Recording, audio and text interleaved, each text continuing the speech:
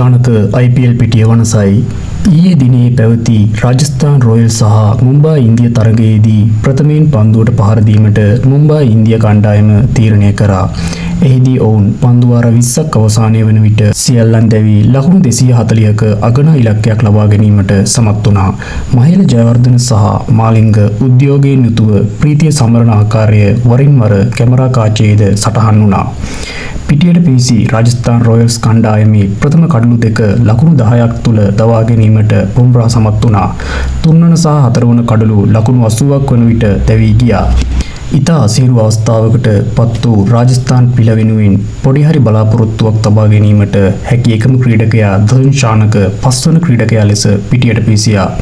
ඔහු ආවිකසම බුම්රාගේ මුල් පන්දු තුනටම 6-3ක් පිට එල්ල කිරීමට සමත් වුණා. දසුන් ශානක එලෙස පන්දුවට පහර දෙන විට අනිත් අන්තයේ කඩලු දෙකක් දැවී ගියා.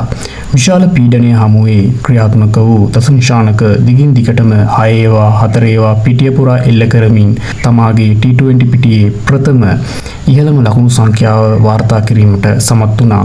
6-10ක් සහ 4-12ක් සමගින් නොදැවි ලකුණු 154ක විශාල ලකුණු සංඛ්‍යාවක් ලබා ගැනීමට සමත් වුණා.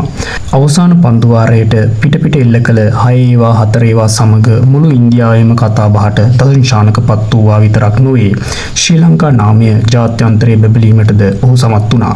තරගයේ වීරයා සම්මානයද දිනා ගැනීමට දසුන් ශානක සමත් වුණා. ඉදිරියේදී පැවැත්වීමේ නියමිත සියලුම තරග තොරතුරු දැන ගැනීමට අපව සබ්ස්ක්‍රයිබ් කර තබා ගන්න.